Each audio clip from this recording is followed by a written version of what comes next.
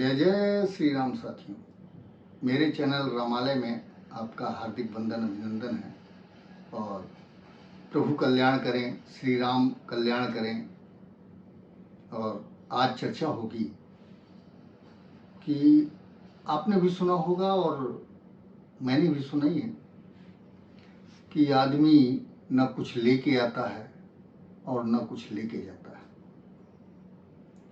यही है एक कॉन्सेप्ट इंडियन कल्चर का। हम न कुछ लेके आए हैं और न कुछ लेके जाएंगे, पूरे संसार का है।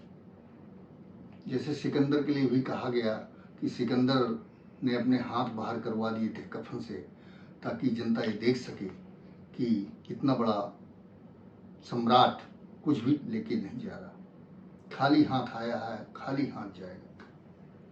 ये कॉन्सेप्ट है ऑल ओवर वर्ल्ड का।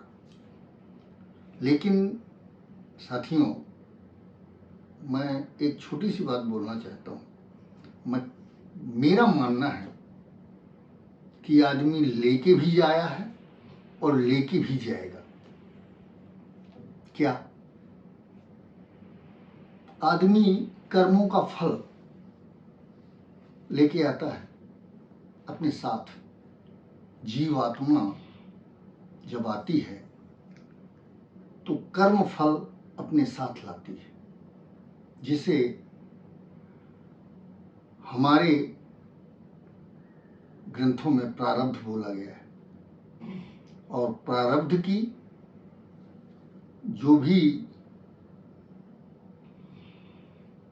प्रारब्ध के जो भी हमें परिणाम मिलते हैं वो इस जीवन में मिलते हैं, जो वर्तमान जीवन चल रहा होता है। तो ये तो सिद्ध होता है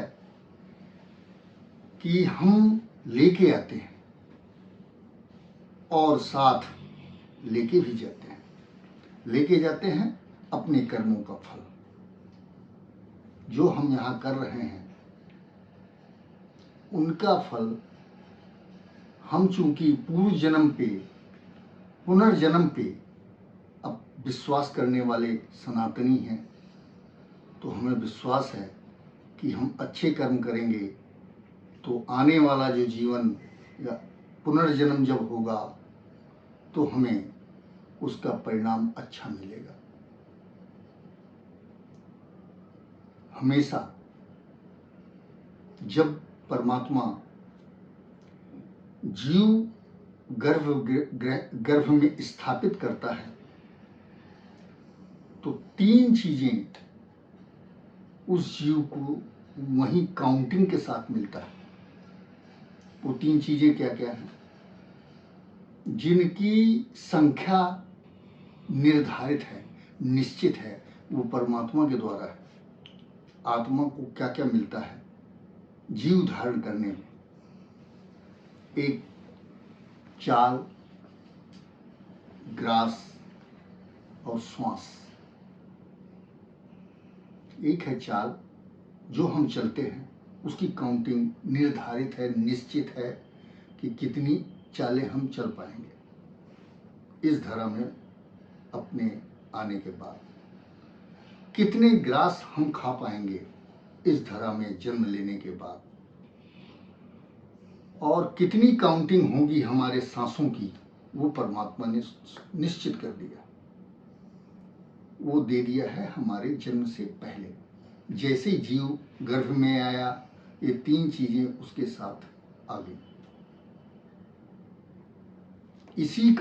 इसी बात को हमारे ऋषि मुनि, जिनके प्रमाण मिलते हैं कि हजारों वर्ष जिए, कैसे जिए, कारण क्या था? उन्होंने तीनों चीजें जो उन्हें पता चल गई, चाल, ग्रास और श्वास, ये तीन चीजें अगर खत्म ना करे तो इस शरीर का क्षय नहीं हो सकता, मृत्यु नहीं आएगी। आपके पास धन है, खर्च ना किया जाए तो उतना ही रहेगा, खर्च कर दिया जाए तो धीरे धीरे सारा खत्म हो जाएगा। मिलना कहीं से नहीं, आने का स्रोत बंद हो चुका है, जाने का अगर खुला रखा गया, ये ऋषि मुनियों की बात है, गृहस्थ की नहीं। उसे तो कर्म करना है, उसे चलना भी है। आप देखते होंगे कि जिसकी श्वास खत्म हो गई, जिसकी काउंटिंग श्वासों की खत्म हो गई, वो मृत हो गया। जिसकी चाल खत्म हो गई, हॉस्पिटल में है, श्वास बाकी है, लेटा हुआ है, और ग्रास खत्म हो गया है इसलिए खा नहीं पा रहा। तीनों चीजें बैलेंस होनी चाहिए। इसलिए हमारे यहाँ कहा भी जाता है, कम खाओ गम खाओ, कम खाओ और गम खाओ। गम मीन्स धैर्य रखिए,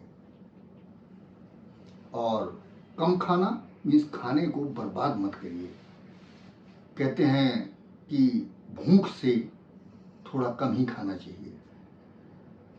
तो चूंकि इसका विस्तार से वर्णन नहीं मिल पाता, क्यों कम खाना चाहिए, हमारी नवा पीढ़ी यही पूछती, क्यों कम खाना चाहिए, खूब खाना चाहिए, भरपेट खाना चाहिए।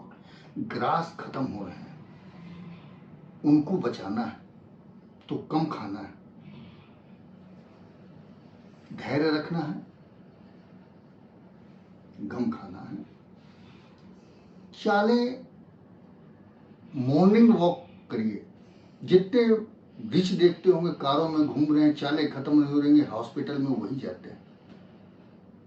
चालें खत्म हो गई हैं, लेटे हैं, और खाना ग्रॉस भी जा रहा है, सांस भी आ रही है, और चाल खत्म है तो हॉस्पिटल का बेड है, जो चलने नहीं दे रहे। अब खत्म है तो खत्म है। जो चीज खत्म है, जो चीज आनी नहीं है, दूसरा सोर्स नहीं है आने का, कहीं से प्राप्त नहीं किया जा सकता, उसको बचा के रखना चाहिए। ऋषि मुनि जान गए तो उनने पहले सबसे पहले चाल बंद करी अपनी, और एक आसन पे बैठ गए। श्वास, योग क्रिया द्वारा श्वास लेना बंद किया तो श्वास बच गए, उसकी बचत हो गई, चाल की बचत हो गई। खाना बंद कर दिया, कुछ भी नहीं खाते थे, उपवास, व्रत, शांत। और ना तो वो खाना खत्म कर रहे थे, ना ही चालें खत्म कर रहे थे, ना ही अपनी श्वास खत्म कर रहे थे। तो मारेगा कौन?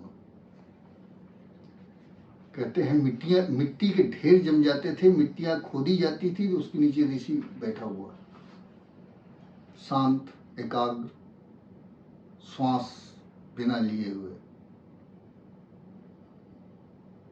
आपसे भी अनुरोध है, ग्रास पे ध्यान दीजिए, अपनी चाल पे ध्यान दीजिए, और अपने श्वास पे ध्यान दीजिए। इसीलिए योगासन है। उसमें बहुत सारी, आप दिन भर की जो सांसें हैं उसमें कभी रोक के बैठते हैं तो कई सांसें, कई मिनट की सांसें आपकी बच जाती हैं, और श्वास आप संकलित रखते हैं अपने पास। तो इस श्वास की चर्चा हो गई। बताना ये चाहता था मैं कि जब भी जीव आता है तो अपने साथ लेके आता है, खाली हाथ नहीं आता, और खाली हाथ नहीं जाता। अच्छे कर्म अपने साथ ले जाइए, और प्रारब्ध बनाने के लिए अपना जो ये शरीर दिया गया है वो इसीलिए परमात्मा ने दिया है कि हम अपने कर्मों को सुधार लें। कर्म ही पूजा है, पूजा की तरह अपने काम को करिए, जीवन में सफलताएं आनी प्रारंभ हो जाएंगी। ये मेरा दृढ़ विश्वास है, आप भी माने। और जागृत अवस्था में रहें, हमेशा सतर्क रहें, हमेशा सावधान रहें।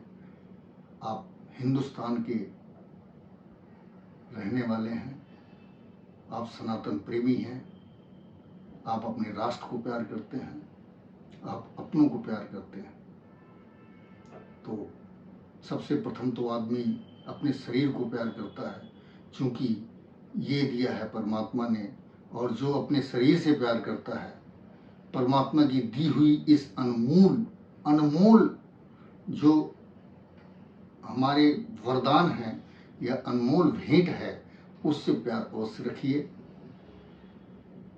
जितना हो सके इसको संभालिए, जो आपको मिला है उसको संभालिए और भगवान पे, परमात्मा पे आस्था रखिए, विश्वास रखिए। और यही कहना चाहता हूँ कि अपने जीवन को सफल बनाने के लिए विश्वास मत दिखाइएगा अपना। और इसी के साथ आपसे विदा लेते हैं। जय जय श्री राम।